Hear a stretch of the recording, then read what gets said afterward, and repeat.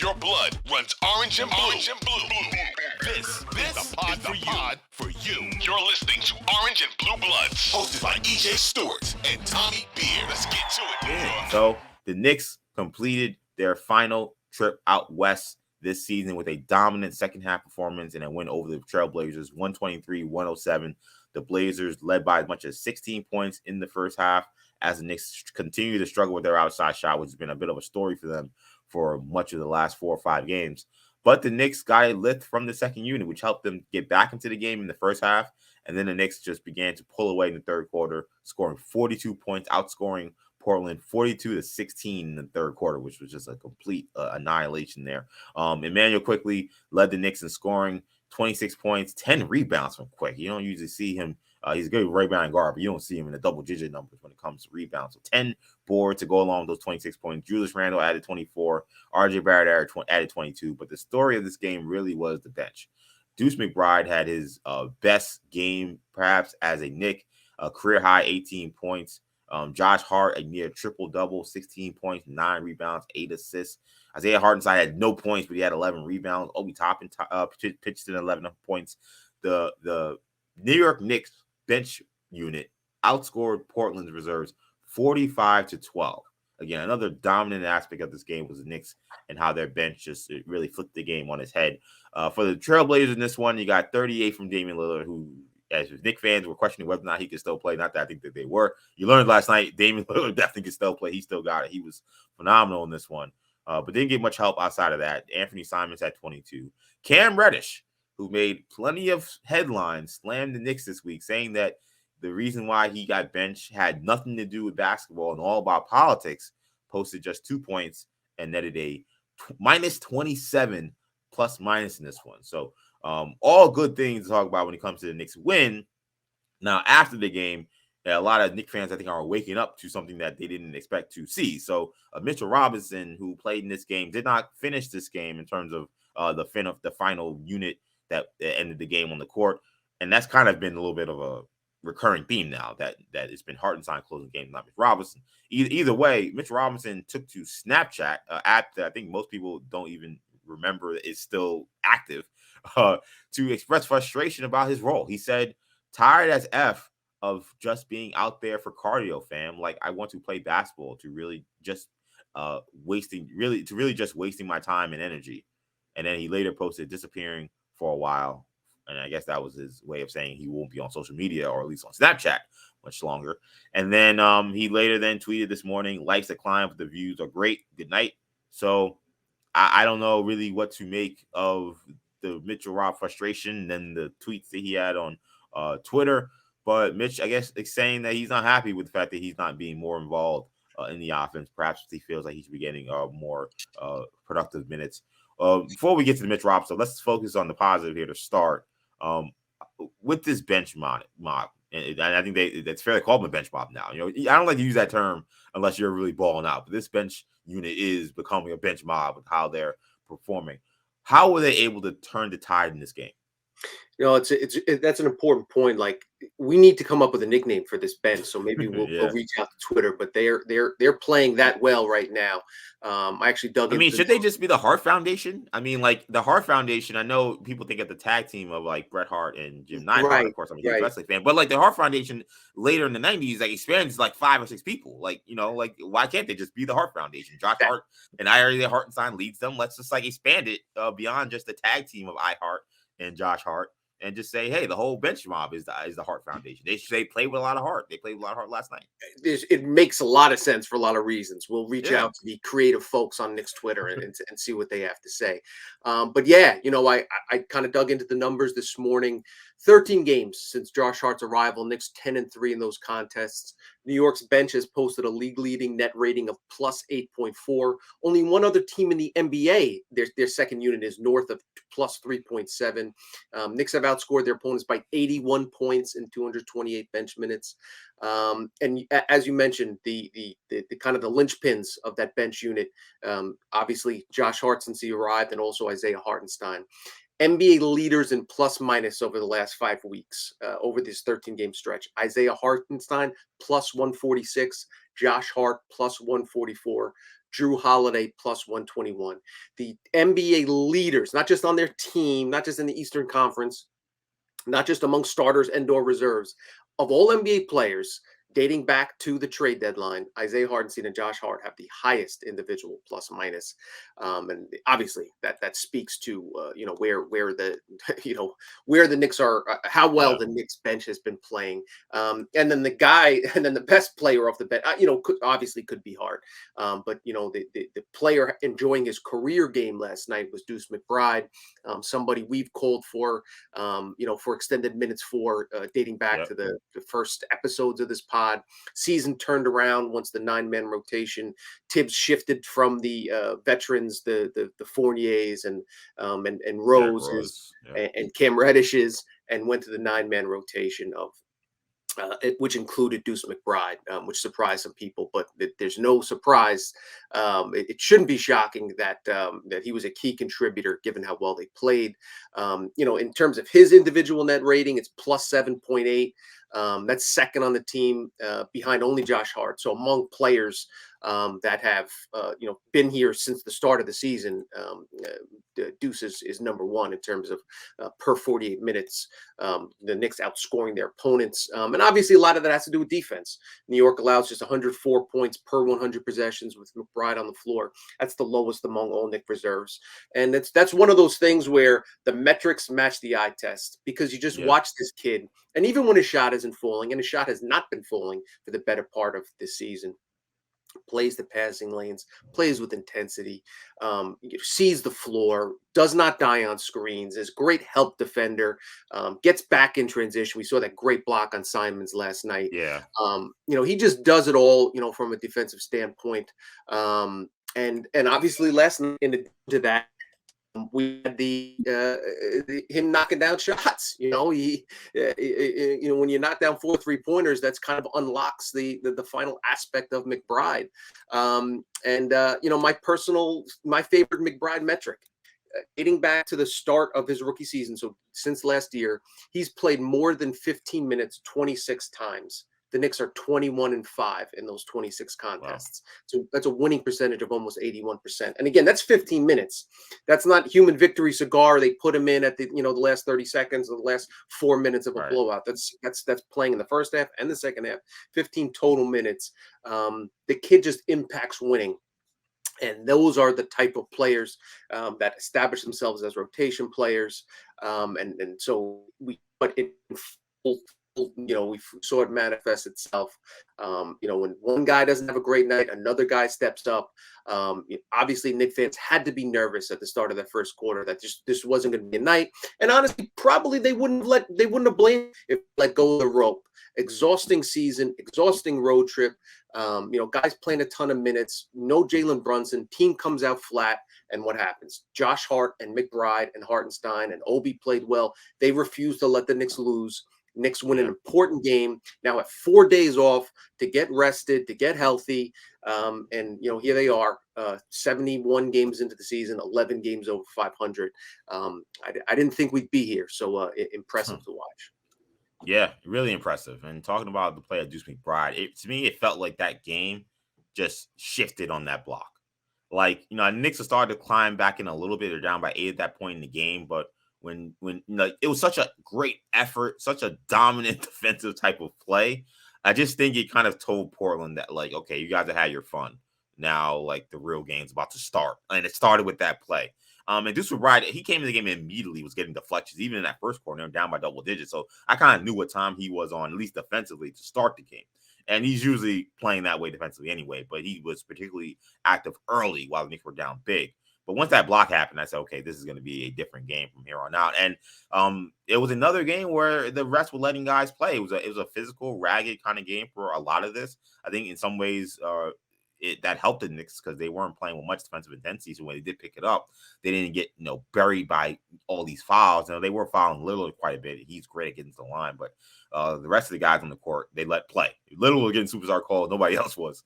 So that kind of physical, tough game, I think Deuce McBride kind of really reveled in. And once that play happened, he was confident, and the shot is looking really good. Like, it looks to me like he may be figuring it out offensively because, as I've said on this show a bunch, like, he goes anywhere else and plays on the basketball court. he typically shoots the ball great. Not even just good. He shoots the ball great. Great in the G League. Great in Summer League. When he played at West Virginia, he was a really good shooter. Like, I evaluated Deuce McBride for the NBA draft. And one of the things I said was that he's a really good shooter. So, like, the fact that this has been, like, the part of his game that has really kept him from being able to be a consistent player is a little surprising because, like, he's always been a good shooter. So, Deuce shooting the ball well now. Sometimes I think one thing we kind of forget, too, about players is it takes some time to adjust to that three-point line. And that could be something happening too with him, like playing in an NBA game, a little more energy being exhausted in these games. You get a little more tired, and then you go back to that three-point line, and he wasn't getting the results that he's now getting. He's now had a couple, 3-4 games in a row where he shot the ball really well. So great game for Deuce McBride. He definitely deserves a lot of credit. Josh Hart again, just like the effort and the passing and the rebounding, like it's so daunting. It's so like refreshing to have a team where like rebounding is just like not an issue like at all. Like it's rare that I look at a team game and I'm concerned about the Knicks being able to get beat on the glass. Like there may be a few games over the last 2-3 months where that's happened, but I mean, the Knicks again just dominated the Portland Trailblazers on the glass, offensively and defensively, and a lot of that has to do with Josh Hart, his effort, boxing guys out, just flying in there, throwing his body, putting his body on the line for plays. So the 9 rebounds, 8 assists to me almost were bigger than even the 16 points. And he was phenomenal and just an all around great win. Shout out to Emmanuel quickly too. I mean, he continues to play extremely well. I thought in some ways like him kind of getting more aggressive in the second quarter also changed the game too, because it was clear that Randall didn't have it to start, and Barrett actually played okay, but then he got pulled early, which normally happens. That's how they do the rotations. So that first quarter, like, man really wasn't looking for his shot, and Grimes and Randall really weren't. I don't think they were ready to play, quite frankly. So the Knicks got down big. I actually started looking for a shot more in the second quarter, and then in that second half, in that third quarter, he really started to get aggressive, and that's when the Knicks really saw their great returns. Yeah, I think I just part of learning to be a starting point guard in the NBA. He realizes he can't, free flow and kind of dictate the offense as much. He's used to coming in with that second unit and kind of looking and shot hunting. He knows he has to get Randall involved. He knows Barrett wants to get some pitches, early on, get Grimes some looks, who Grimes, continues to struggle. He needs to knock down some shots. But yeah, as you mentioned in the third quarter, he was like, yo, I got this, let me, just kind of, pose will game. And in the third quarter, he had 14 points on 5 field goal attempts. Again, as we mentioned, doing a great job getting into the paint, getting the line, 6 points on the free throw line. He's really figuring out using his strength and that bulk that he added this summer to kind of draw fouls and finish in and around the basket. It's just how about just the fact that we didn't even really lead the show. When had a few paragraphs in before we started talking about quickly, and the fact that he had 20, a team by 26 points, it's almost kind of expected. That's how well that this guy has played, and also just 1 turnover. The last 9 games, he's committed a total of 9 turnovers in over 300 minutes. That's the way to Tibbs' heart is taking care of the basketball, being active defensively, and IQ brings all those things. And again, you mentioned rebounding, such an important component. You talk to NBA folks and they'll say, like, if you're looking to find out if teams are invested, if teams are playing hard, look to see if they box out, look to see if they rebound, because that's kind of the dirty work that you don't necessarily get credit for. If you box your guy out and allows your teammate to get a rebound, it's really a team concept type thing. If you protect the paint and rebound well, it's a good sign, especially on the defensive end, that you're committed to playing the right way and to playing with effort. So credit the team, credit to Tibbs for keeping the team ready. Just all those things together, a whole lot to be excited about. A few more things on this game. One, I have never seen a Knicks narrative get obliterated in one night like the Cam Reddish is a future star that the Knicks have missed out on. Like that storyline happened in that game. I mean, Cam Reddish, 2 points, minus 27. This stat line, 0 rebounds. He did, 1 rebound 0 assists. He did have 2 steals, but he was 1 for 6 from the field, 0 for 3 from 3. To me, I feel like now there will always be a segment of fans that will continue a narrative just to continue a narrative. But I feel like I think the vast majority of fans, like that narrative is just like dead at this point. I mean, to have like Deuce and Hart have a game that dominant in a game where Cam Reddish was a game worse, minus 27, a game in which he just looked lost. I don't know how this can even be a thing that we talk about anymore. Well, no, I don't. I think that's a little bit misleading. I think it's all politics. That's the reason he didn't. Nothing. Yes. Nothing. You know, the Blazers being outscored by 27 points with him on the floor actually had nothing to do with basketball. It was just it was because Tibbs doesn't like him. Yeah, and Leon Rose is cranky. No, listen, I think listen, I don't want to use pejorative terms, but anybody with some basketball sense realized that the acquisition of Hart and getting rid of Reddish was such an incredible upgrade for the Knicks, team as a whole, and just the way. And listen, the proof's in the pudding. I mentioned the numbers, how well the Knicks have played, and again, it just kind of goes back to the pod when we talked on Monday about guys just embracing their role, and McBride, when he got benched, he didn't complain or bellyache or talk about BS or this, that, and the third, or demand a trade.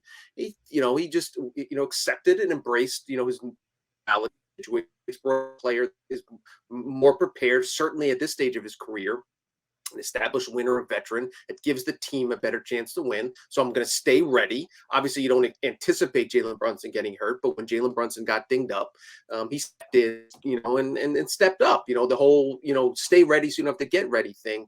And that's the opposite of what we've seen from Reddish. Again, Reddish is more talented than Deuce McBride. He's a higher pedigree. He's going to argue. I think he was the top rated player in his class, right? Or him and Zion and RJ. He was in top 3. Yeah.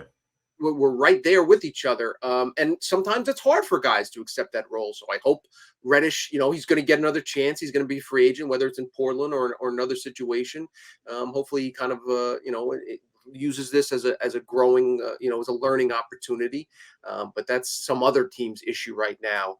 The Knicks have to be very happy with the decision they've made and kind of the construction of this roster going forward. Yeah, I mean, look, I wish Cam well. Like, I hope that he figures it out, whether it's in Portland or somewhere else. But it's just this it's not. It's really nothing to do with him. It's this.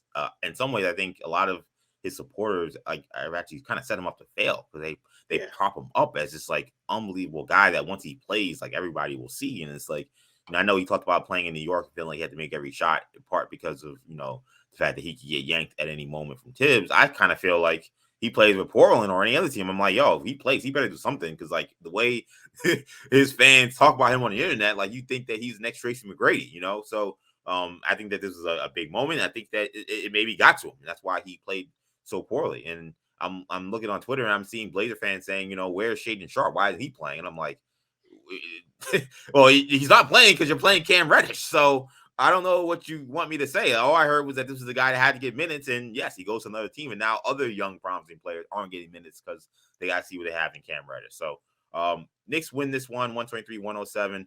Any concern about the Mitchell Robinson comments? Like, we've seen this from him before a lot last season, but that was almost more understandable because the team was so bad. Like, the Knicks have had a really great season. They've had a really great post all-star game stretch here, and they ended the West Coast trip on 2 straight wins. Now you have Mitch going to Snapchat to talk about how he's just getting cardio, he's not getting involved. I mean, any concern about him expressing his concerns there? Not yet, because as you mentioned, somebody had posted in reply a Snapchat he sent last year. One thing I learned after every game, literally running for cardio and playing help defense. Let's get it, LOL. That was a Snapchat from last year. Yeah. Had he included an LOL in this, people probably wouldn't be making such a big deal of it. Listen, should he have?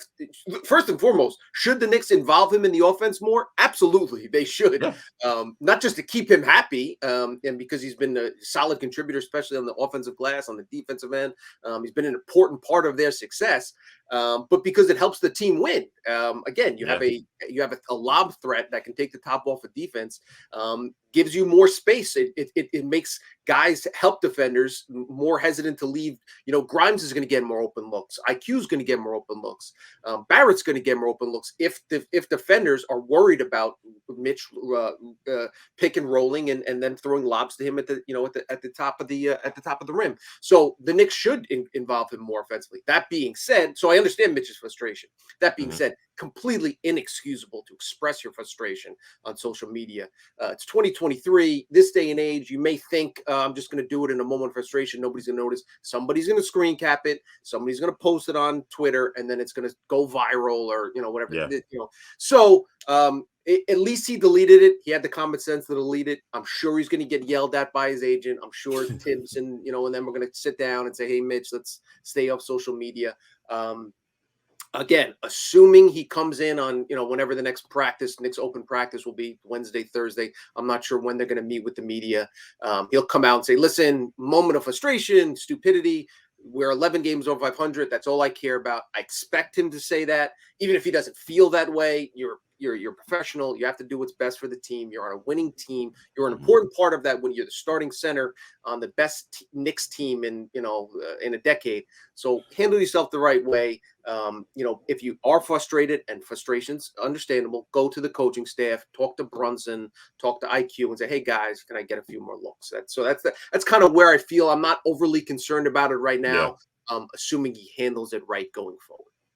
Yeah, I mean, again, I think it'd be different if the team was losing. I think also when we think of last season, remember, he was also in a contract year. So part of that also is like, hey, you guys are messing with my money by not giving me any touches. So like now you've gotten paid, your team is winning. Okay, yes, this is a game where you played 21 minutes, had 2 shots. I can't understand feeling like, how did I get that many minutes in this game and I didn't get any opportunities to score and help the team. So I get that. Just can't create a distraction for your team. That's the biggest thing is the Knicks are playing good basketball. They've been really focused for a lot of this season.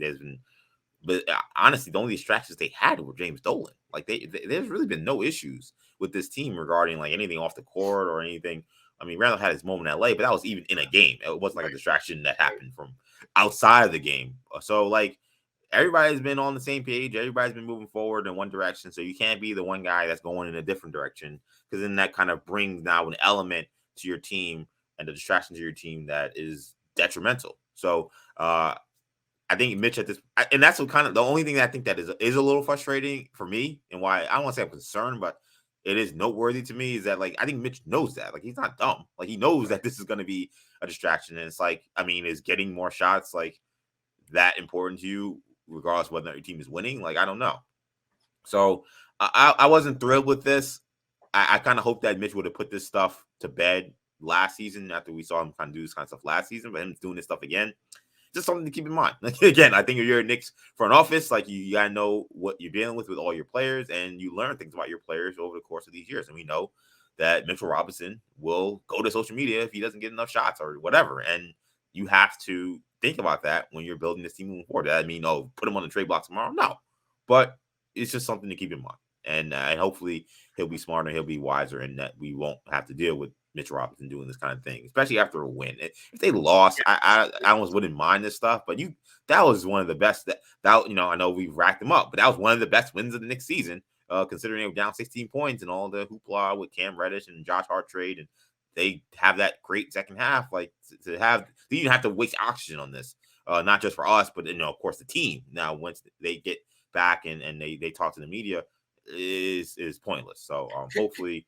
Congratulate Deuce McBride on his season high. Don't worry about your field goal attempts. Yeah, exactly. So hopefully Mitch understands. Shout out to Mitch. Is a very important part of the team, and they need him focused if the Knicks want to do big things. So let's switch gears.